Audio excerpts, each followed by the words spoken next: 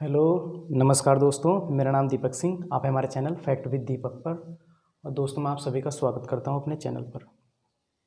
दोस्तों हमने 39 पार्ट देख लिया था भारतीय भूगोल का। मिट्टी टू मिट्टी का पार्ट 2 हमने पढ़ा देता आपको। आज हम पढ़ाएंगे मिट्टी का पार्ट 3। ओके।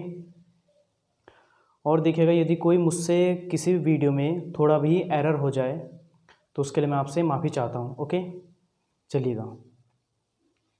अब मैंने आपको बताया था लाल मिट्टी के बारे में। लाल मिट्टी मैंने बताई थी आपको कहाँ कहाँ पाई जाती है। जैसे मैंने बताया था आपको बुंदेलखंड, छोटा नागपुर पठार, कर्नाटक पठार, तेलंगाना, आंध्र प्रदेश आदि।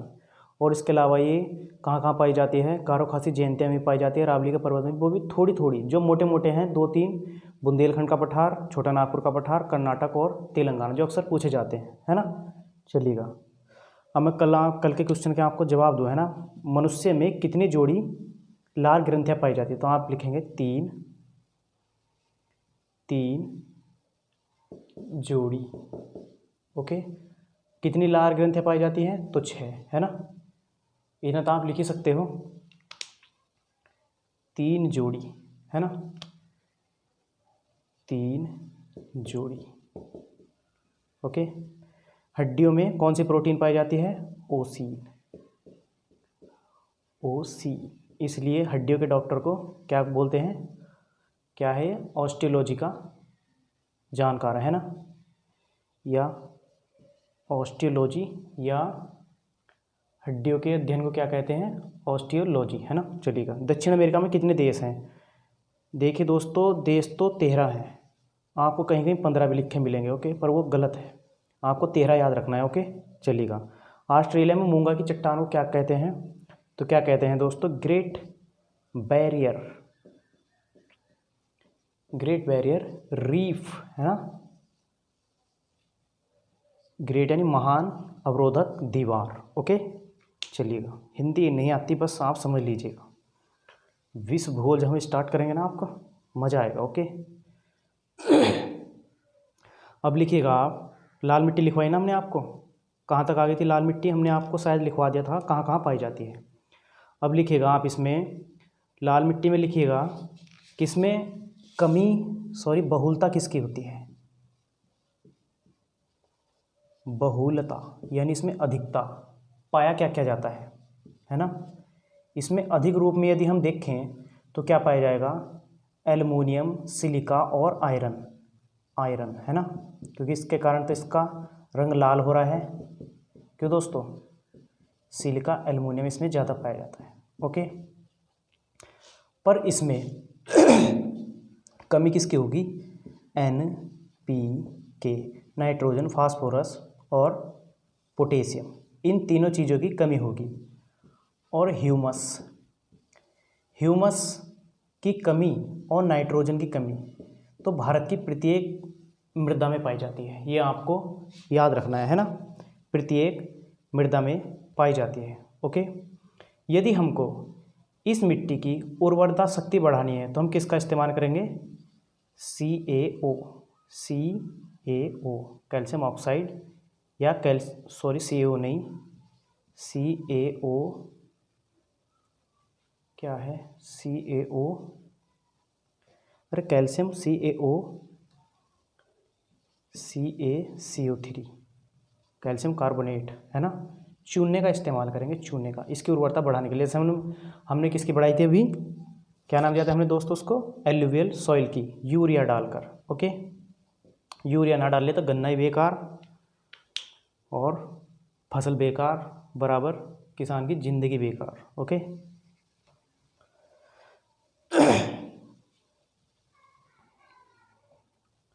चलिएगा, अब इसको क्या बोलते हैं, कैसी मृदा है ये, अम्लीय। इसका यदि हम pH मान ज्ञात करें तो अम्लीय, है ना।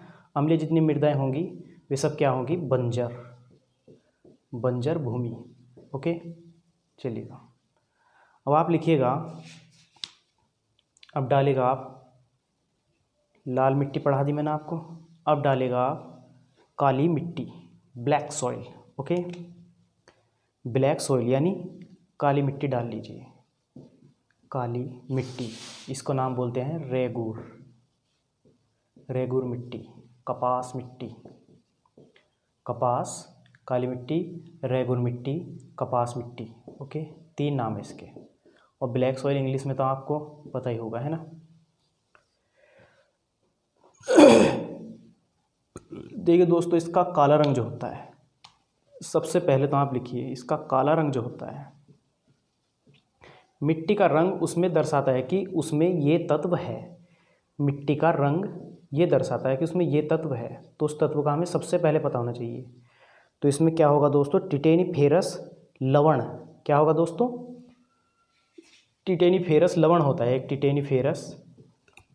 टिटेनीफेरस एक लवण होता है, या इसमें लिख लीजिएगा आप मैग्नेटाइट या जीवाश्म लिख लीजिएगा, या जीवाश्म। मोस्ट ये है टिटेनीफेरस। ओके, अब देखिए काली मिट्टी का निर्माण कहाँ से होता। तो बेसाल्ट चट्टान जैसे टूटती है ना दोस्तों, बेसाल्ट चट्टानों के अपक्षय या टूटने से होता है। ओके, अब लिखिएगा आप, इसका क्षेत्र क्या क्या आता है। एक तो आता है दोस्तों इसका मालवा का पठार। ओके, सारे पठार मैंने आपको पढ़ा रखे है ना, एक धोरे से मैंने आपको सारे पठार पढ़ा रखे हैं। तो लिखिएगा नंबर 1 कहाँ, मालवा का पठार, है ना, प्लेट्यू ऑफ मालवा। दूसरा आप लिखिएगा, यूपी में दिया है हम, यूपी में कहाँ है, प्रतापगढ़। ओके, प्रतापगढ़। नंबर 3 यदि हम आए तो, मालवा का पठार हो गया, मालवा का पठार प्रतापगढ़ यूपी में हो गया, है ना। तमिलनाडु में चलें तो तमिलनाडु में हो जाएगा, थोड़ा सा हो जाएगा तमिलनाडु में भी, ज़्यादा जाने की ज़रूरत नहीं है। 1 2 ये आप याद रखिएगा, फालतू के चक्कर में मत पड़िएगा। ओके, चलिएगा। अब देखिएगा यूपी में इसको क्या बोला जाता है, यूपी में काली मृदा को क्या बोला जाता है, आप नाम देंगे रेगूर मृदा। ओके, चलिएगा। इसमें हम क्या उगा सकते हैं, रेगूर मृदा काली मिट्टी में क्या उगा सकते हैं। सबसे पहले तो आप याद रखना कि कपास उगा सकते हैं, कपास उगा सकते हैं, है ना। कपास यानी इसलिए इसको बोलते हैं रेगूर मृदा, काली मृदा, कपास मृदा, है ना, कपास मृदा। कपास उगा लेंगे, और आंवले का पेड़ भी उगा सकते हैं। फिर इसमें हम नाशपाती भी उगा सकते हैं। ओके, नाशपाती भी उगा सकते हैं। आंवला उगा सकते हैं, तो आपने देखा होगा उत्तर प्रदेश का कौन सा नगर आंवले के लिए ज़्यादा जाना जाता है, तो आप कहेंगे उत्तर प्रदेश का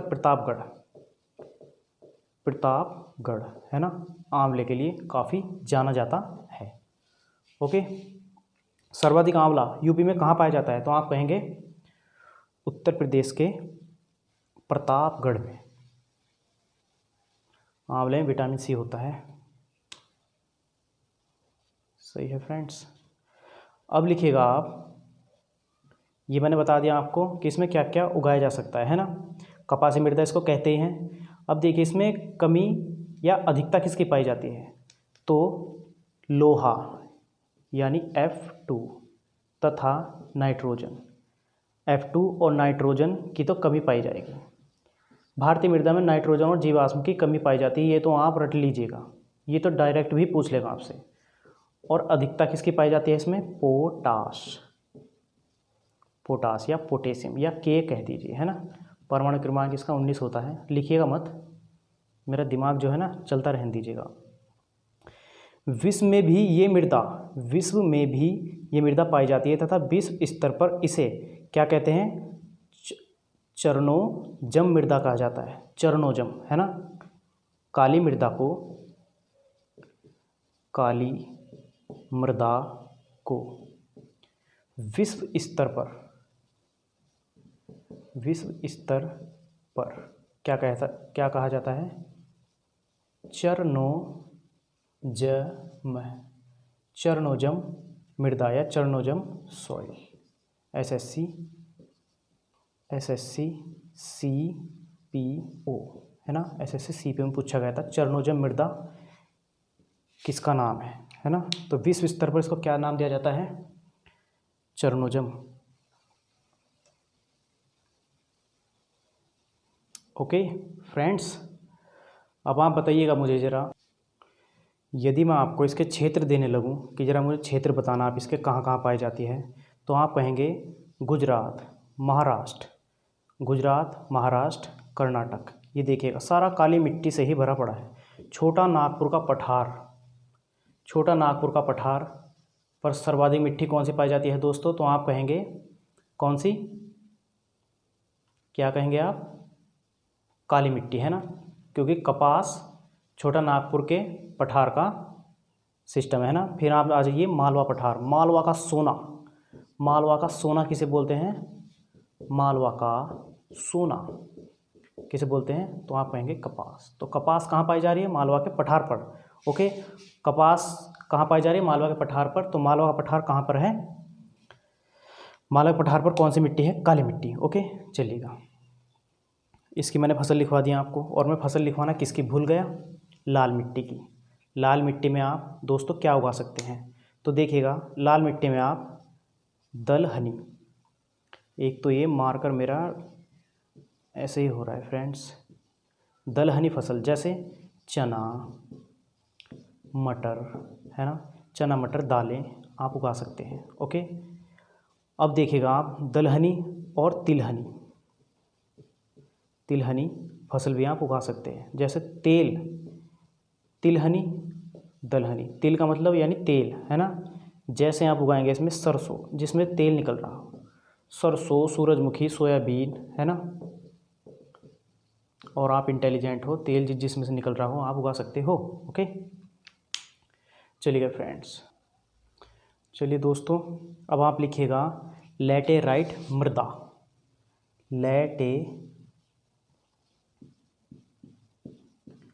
लैटेराइट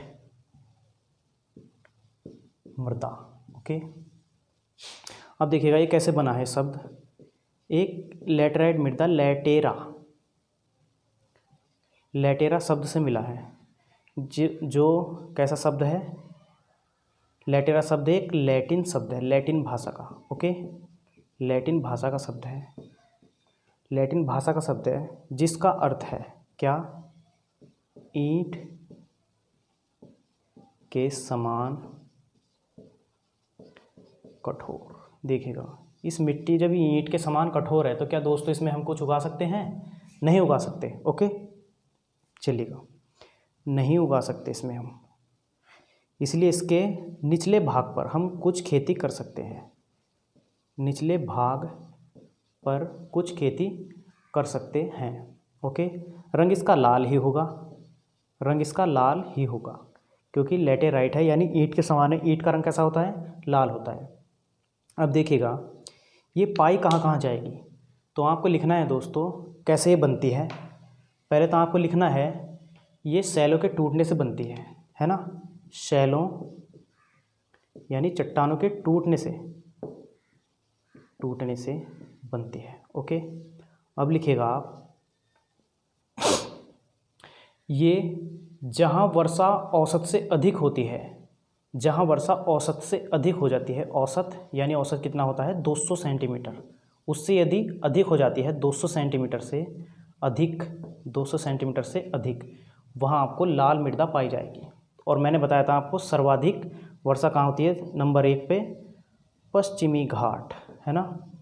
फिर मैंने आपको क्या बताया था? नंबर 2 पूर्वी घाट।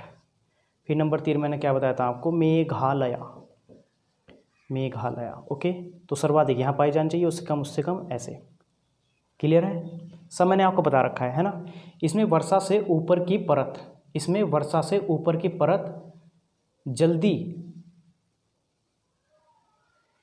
इसमें यदि हम देखें जब ये कैडी है यानी इतनी कठोर है तो इसमें वर्षा से ऊपर की परत तो बह जाती है, या मुख्यतः तत्व बह जाते हैं, जितने भी इसमें होते हैं ना ऊपर के तत्व वे सारे बह जाते हैं, जिसे निछालन कहते हैं। क्या कहते हैं दोस्तों? निछालन।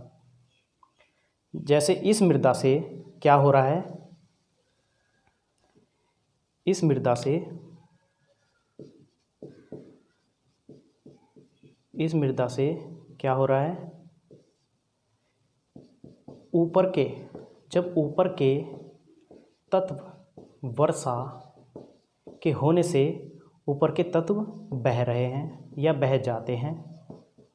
तो जब बह जाते हैं इस प्रक्रिया क्या कहते हैं हम? निछालन। निछालन। जो भारी तत्व होते हैं वे नीचे बैठ जाते हैं। ओके, निछालन। नए है, नए कभी वह समझना। निछालन। तो यहाँ से क्वेश्चन कई बार बन चुका है कि बताइए वह मिट्टी बताइए जिसमें निछालन की प्रक्रिया पाई जाती है। निछालन की प्रक्रिया पाई जाती है तो आप कहेंगे लैटेराइट मृदा। ओके, चलिएगा, लैटेराइट मृदा। ओके,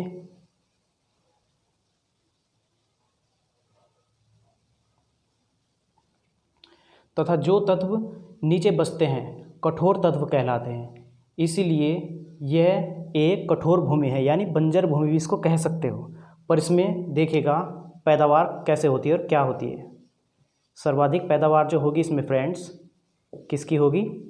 तो आप लिखेंगे चाय। इसको चाय मृदा भी बोलते हैं। चाय की होगी, है ना, कॉफ़ी की होगी, चाय की होगी, कॉफ़ी की होगी, मसाला की होगी, मसाला की होगी, फिर तंबाकू,